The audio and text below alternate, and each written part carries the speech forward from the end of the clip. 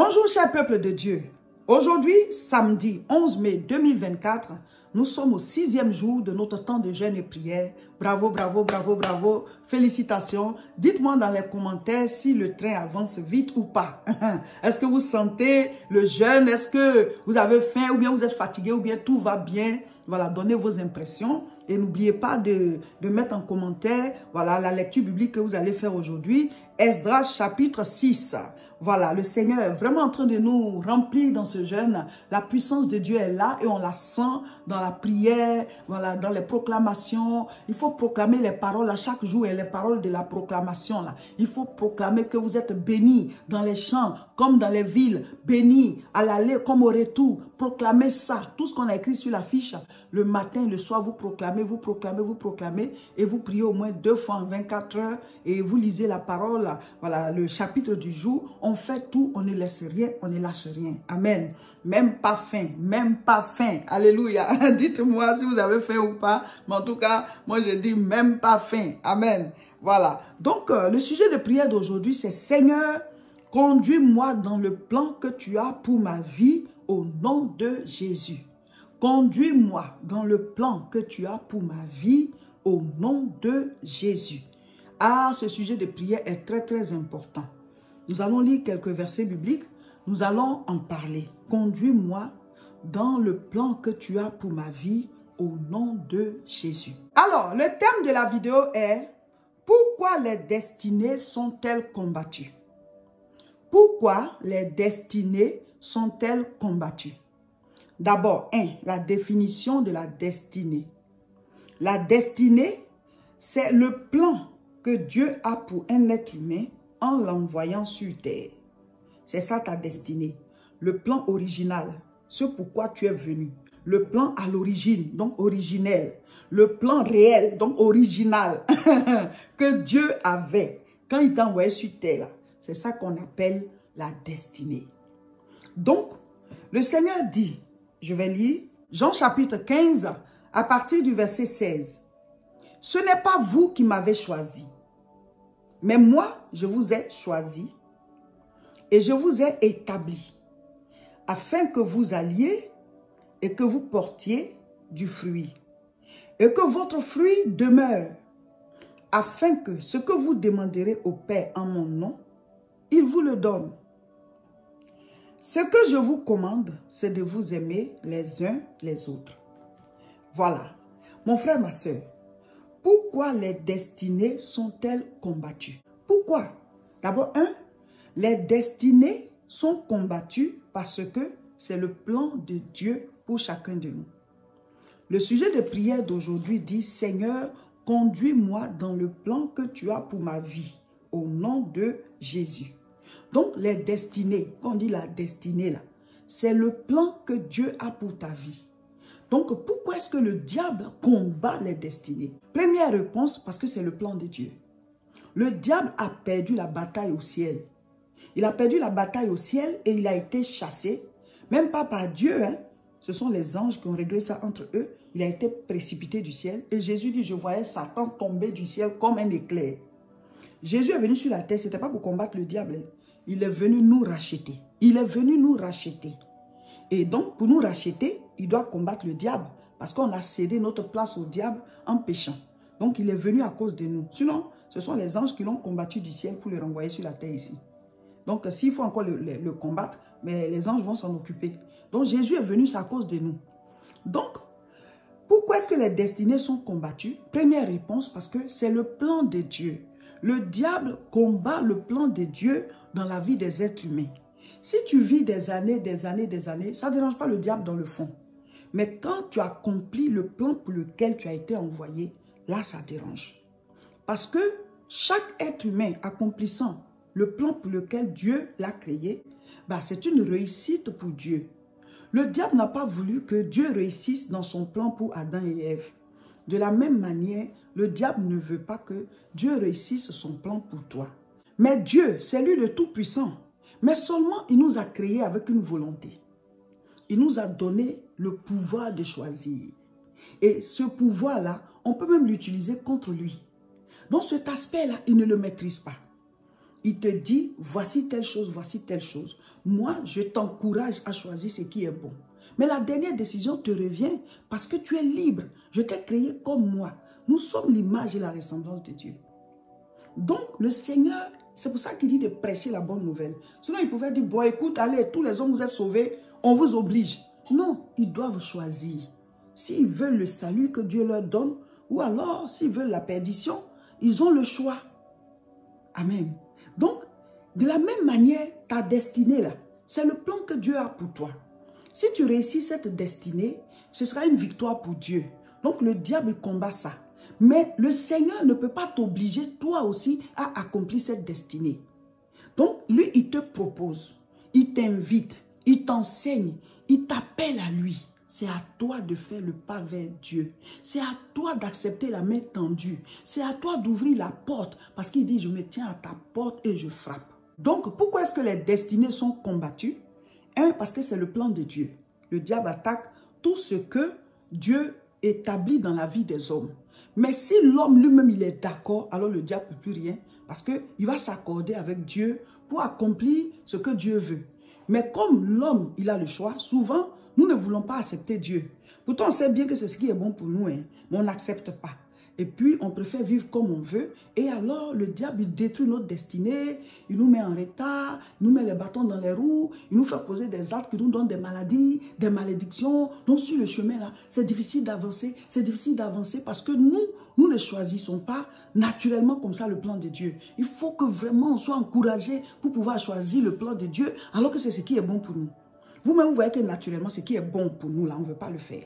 On dit, ah, il faut faire le sport. Ah, c'est difficile. On veut bien rester là. On dit, ah, il faut prier. C'est difficile. Il faut étudier pour avoir tes diplômes. C'est difficile. Tout ce qui est bon pour nous, on ne veut pas le faire. Et jusqu'à aujourd'hui, on doit beaucoup s'encourager. Ou bien quelqu'un doit t'encourager jusqu'à ce que tu le fasses. Alors que c'est bon à faire pour toi. Maintenant, ce qui peut te détruire, là, facilement tu le fais. Tu peux facilement voilà, te retrouver dans des lieux qui ne sont pas bien pour toi. Tu peux boire des choses qui peuvent à la longue te tuer. Tu peux avaler des choses qui peuvent à la longue détruire ta santé. Ce qui n'est pas bon, c'est ça c'est ce qui nous attire. Alléluia. Donc, tout dépend de chacun de nous. Donc, les destinées sont combattues. Un, parce que c'est le plan de Dieu. Deux, parce que quand quelqu'un accomplit sa destinée, là, cette personne-là est heureuse. Cette personne est bénie. Cette personne a réussi sa vie sur la terre. Donc, le diable ne veut pas que, à tes derniers jours, tu sois heureux d'avoir accompli ce pourquoi tu avais été envoyé. Donc, c'est pour ça qu'il combat les destinées. L'apôtre Paul dit quoi? J'ai combattu le bon combat. Ça veut dire que tu peux combattre des combats qui sont des faux combats. Pas que c'était mauvais, mais ce n'était pas ton combat. 2 Timothée 4, du verset 7 au verset 8. J'ai combattu le bon combat. C'est l'apôtre Paul qui parle. J'ai achevé la course. J'ai gardé la foi. Désormais, la couronne de justice m'est réservée. Le Seigneur, le juste juge, me la donnera, amen, ce jour-là, et non seulement à moi, mais encore à tous ceux qui auront aimé son avènement. Amen. La deuxième raison pour laquelle les destinées sont combattues, c'est pour que l'homme, à la fin de sa vie, il ne prononce pas cette phrase-là. Que à tes dernières heures, tu ne sois pas heureux et que tu ne puisses pas dire que j'ai combattu le bon combat, j'ai achevé la course, j'ai gardé la foi, la couronne m'est réservée. Le diable te détourne dans des faux combats. Même si la cause semble bonne, mais en fait, ce n'est pas ton combat. Donc, c'est un faux combat. Tu n'as pas combattu le bon combat parce que ce n'est pas à ça que Dieu t'appelait. Tu étais sur la terre, tu le faisais, mais ce n'était pas le plan de ta vie. Alors, certains vont se demander comment faire pour ne pas combattre un faux combat et trouver le bon combat que le Seigneur veut que je combatte, le vrai chemin que le Seigneur a prévu pour moi, ma destinée, comment faire pour la découvrir. Je vais lire tout à l'heure un verset qui va nous guider. Amen. Mais ce pourquoi le diable combat les destinées, là, c'est de ça que je suis en train de parler. Un, d'abord, parce que c'est le plan de Dieu et le diable combat tout ce que le Seigneur veut faire dans la vie des hommes, comme il a combattu le plan de Dieu dans la vie d'Adam et Ève. Deuxième chose, le diable combat les destinées pour qu'à la fin de ta vie, pour qu'à la fin, chaque être humain soit malheureux de n'avoir pas accompli ce pourquoi Dieu l'a envoyé sur terre. Et qu'il ne puisse pas dire comme l'apôtre Paul, j'ai combattu le bon combat. Il veut qu'on parte dans la défaite en quittant la terre. Maintenant, comment trouver ton combat à toi? Je vais en parler tout à l'heure. La troisième raison pour laquelle les destinées sont combattues, c'est que si chacun accomplit sa destinée, mais le plan général, le plan global de Dieu va s'accomplir. Parce que quand Dieu a créé toutes choses, il a mis le reste de la création à l'intérieur de chaque être humain qui vient sur la terre. Donc chacun de nous a un complément de la création de Dieu en lui. Genèse chapitre 2, le verset 15. L'Éternel Dieu prit l'homme et le plaça dans le jardin pour le cultiver et pour le garder. Donc Dieu a créé toutes choses et il a mis l'homme dans le jardin pour le cultiver et le garder. Ça veut dire quoi? Il devait cultiver des choses qui normalement devaient sortir et faire partie de ce jardin, mais c'était à l'homme de le faire. C'est-à-dire que c'est comme il avait mis ça en lui, il devait faire sortir en cultivant, en travaillant. De la même manière, chacun de nous est venu en portant en lui quelque chose. Et donc, c'est en cultivant, c'est-à-dire que tu dois faire sortir ça de toi.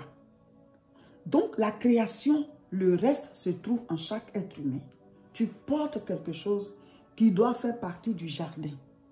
Donc, le diable combat les destinées, la troisième raison, pour que le plan global de Dieu, de ce qu'il a prévu en créant les hommes, que ça ne se manifeste pas. Donc, ce combat de la destinée, c'est un combat divin. C'est pour cela que chacun de nous doit d'abord faire la rencontre avec Dieu par Jésus-Christ. Jésus a dit, « Je suis le chemin, la vérité et la vie. Nul ne vient au Père que par moi. » Donc, d'abord, la première chose, quand un être humain est sur la terre, la première chose, c'est de faire la rencontre avec le divin, avec Dieu par Jésus-Christ. Ensuite, étant avec Dieu par Jésus-Christ, Dieu va le guider pas à pas dans sa destinée. Ta destinée, ça peut être ton travail. Ta destinée, ça peut être, en plus de ton travail, quelque chose d'autre, voilà, que tu fais qui complète ton travail. Ta destinée, ça peut être ton talent. C'est-à-dire, ce talent-là va faire que tu vas apporter quelque chose à l'humanité. Et ta destinée, ça peut être aussi, voilà, quelque chose que tu as trouvé ici-bas, mais toi, tu améliores cette chose. Donc, tout ce que nous faisons comme travail, tout ce que nous faisons comme activité, tout ça, c'est bon.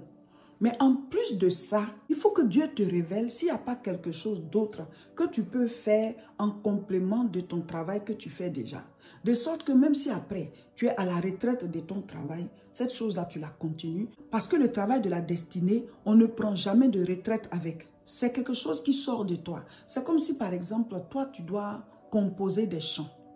Et tes chants sont tellement inspirés que quand on les chante, la gloire de Dieu descend. Il y a même des malades qui guérissent. On peut même les jouer tous les jours, à chaque génération. Ce ne sera pas démodé. Il y a des gens qui portent cette destinée en eux. Il y en a aussi, par exemple, qui vont créer peut-être une chaîne de nourriture, une chaîne peut-être de restauration, une chaîne d'habits, des marques. Il y en a, par exemple, qui doivent s'occuper des malades. En plus de l'hôpital qui s'occupe des malades, Dieu peut mettre à cœur à des personnes que toi, tu dois particulièrement créer une structure pour encore plus t'occuper d'eux, aller les écouter, voilà, apporter d'autres soins et tout. Peut-être parce que tu es du corps médical, mais en plus de cela, Dieu te donne une destinée par rapport à quelque chose qui va aider. Alors, pour vous guider, la destinée en général, c'est ce que tu fais qui aide les hommes. Ce que tu fais qui aide les hommes, c'est ça la destinée. Et Dieu, chaque fois, va te révéler cela. Joseph, il y avait la famine qui devait venir. C'était pour ça qu'en fait, Dieu avait permis qu'il se retrouve en Égypte. C'était sa destinée parce que pendant la famine, beaucoup de personnes allaient mourir, y compris sa propre famille. Donc Dieu l'avait fait avancer et il est allé là-bas et il a préparé l'arrivée de ses frères et l'avènement aussi de la famine. Tout le monde était prêt et il y avait à manger. Donc, la destinée, c'est que tu es la réponse à quelque chose. Et nous tous. Et les grands prophètes dans la Bible, le Seigneur a envoyé des anges pour prophétiser déjà ce pourquoi ils viennent. Mais en fait, nous tous, la manière dont ils ont prophétisé, ce pourquoi ils viennent là. Nous tous aussi, il y a déjà des paroles sur nous en venant. C'est ça la destinée. Donc, comment est-ce que tu découvres la destinée? On va lire Matthieu 4, verset 19. Il leur dit, suivez-moi, je vous ferai pêcheurs d'hommes. Ici, c'est le Seigneur Jésus-Christ qui parle à Pierre et à ses collègues pêcheurs. Eux, ils pêchaient les poissons. Ce n'était pas mauvais, c'est un travail aussi. Mais en fait, dans la destinée que Dieu avait préparée pour eux, eux, ils devaient pêcher les hommes. C'est-à-dire que ça devait être des prédicateurs. Ce qu'ils faisaient n'était pas mal, hein? Mais en fait, ils devaient d'abord rencontrer Jésus afin de pouvoir entrer dans cette destinée. Donc, qu'est-ce que Jésus leur dit ici? Il dit, suivez-moi. C'est en me suivant là que vous allez devenir ce que Dieu a prévu pour vous. Moi, je suis le cep. Vous êtes les sarments. Tant que vous êtes attachés à moi, la sève nourricière va venir et vous allez produire les fruits que vous devez produire. Donc, c'est vrai qu'on veut savoir notre destinée, quel que soit l'âge. Dieu a appelé Abraham à 75 ans. Quel que soit l'âge, tu as une destinée. Et le travail que tu fais, continue-le. Parce que Pierre était pécheur jusqu'à ce que Jésus vienne le trouver. Donc, continue ton travail. C'est au fur et à mesure que tu marches avec le Seigneur que le Seigneur va te révéler. Peut-être à partir de ton travail, il y a quelque chose d'autre que tu dois faire pour aider l'humanité. Ou alors, à la longue, tu vas laisser ton travail, tu vas commencer une structure qui va prendre et finalement, tu vas laisser ton travail pour faire ça. Ou alors, en plus de ton travail, tu as quelque chose qui aide les gens. Ou bien ta destinée, c'est d'aider ta famille. On a des destinées différentes. Donc, suis le Seigneur. Mène bien ta vie chrétienne et tu vas découvrir ta destinée. Souvent, c'est à tâtons. Il y a des choses, voilà, le Seigneur, il utilise telle ou telle chose, il te parle. Il utilise telle ou telle chose, il te parle. Au fur et à mesure que tu le suis, bah, tu débouches sur, ah, mais c'est ça là que je devais faire. Je me sens à l'aise dedans. Et puis voilà, ça te prend en charge et tout. Les pierres, il ne manquait pas de nourriture, hein. Voilà. Parce que ce n'est pas qu'ils étaient payés par moi, mais comme ils étaient dans leur destinée, mais la provision aussi était là. Quand la vision vient de Dieu, mais la provision aussi vient de Dieu. C'est comme ça. Donc les destinées sont combattues. Voici les raisons. Continue de marcher avec le Seigneur. Et lui, non seulement il va te guider dans ta destinée, mais il va la protéger. Est-ce que Satan a pu empêcher Pierre de devenir un prédicateur? Non. Au contraire, Pierre le chassait, lui, le diable, avec ses démons, les maladies, il guérissait les malades. Mais on n'est pas tous appelés à être prédicateurs. Attention. David est devenu roi. Joseph est devenu premier ministre. Jacob, il est devenu un grand berger. Il avait un grand pâturage. Donc, ce n'est pas tout le monde qui est appelé à être pasteur ou bien prédicateur, prédicatrice. On a besoin d'hommes et de femmes dans la politique. On a besoin d'hommes et de femmes dans l'administration. On a besoin de vous dans les entreprises. On a besoin que vous soyez des chefs d'entreprise. Vous avez vos boîtes et tout. Joseph d'Arimathée, il ne suivait pas Jésus partout. Hein. Mais quand le temps de décanter la situation est arrivé là, il est sorti, il est venu acheter un sépulcre. Il a pris le corps du Seigneur. Lui, il a pu rencontrer Pilate parce qu'il était une autorité. Il a pris le corps. Allez, il a enterré le Seigneur. Il a fini, il est parti. Donc, ce n'est pas tout le monde qui doit être comme Pierre, Jacques, Jean et tout. Non. Nous, on est les Pierre, Jacques et Jean. Mais il y en a qui sont les Joseph d'Arimathée, qui sont là, des hommes de distinction, des femmes de distinction, qui sont bénis pour le Seigneur. Amen. Donc, trouve ta part. En suivant le Seigneur, il va te guider. Il va te guider dans ce que tu dois faire pour que tu sois riche et prospère, pour décanter les situations dans la maison de Dieu, pour pouvoir décrocher le corps du Seigneur à la croix ou alors aller rencontrer les Pilates de notre époque. C'est comme ça. Donc chacun a sa destinée, que Dieu te la montre parce qu'il t'a déjà établi dedans. Dieu dit, c'est moi qui vous ai choisi et je vous ai établi. C'est comme le noyau de la mangue ou bien les pépins de l'orange. Ce noyau d'avocat là, il ne peut pas produire autre chose. Dieu l'a déjà établi avocatier. Il t'a déjà établi quelque chose. En le suivant, tu vas découvrir. Que Dieu vous bénisse. Ah, chers frères et sœurs, vous voyez que le jeûne est béni. Hein? Vous voyez que le jeûne est béni. Il y a la puissance dans les enseignements. Dieu est en train d'ouvrir vos yeux. Donc, il faut que chaque jour, chacun prie. Tu lis la parole. Aujourd'hui, on lit Esdras chapitre 6. Mettez en commentaire ce que vous avez compris. Si tu n'as pas fait ta mini-veillée hier, il faut la faire cette nuit. Ou alors, tu la fais chaque nuit du week-end. Amen, amen, amen. Et demain, dimanche, c'est journée spéciale intercession. Tu as tes 10 sujets, mais tu ajoutes le sujet d'intercession. Nous devons prier pour la conversion des membres de nos familles et nous devons prier pour la paix dans le monde et l'évangile dans le monde. Chaque dimanche, on intercède pour les autres, on prie pour les autres. La prochaine croisade à Aubervilliers, c'est le samedi 8 juin. Ce sera la croisade Chauffer le moteur. à Aubervilliers, spécial effusion du Saint-Esprit.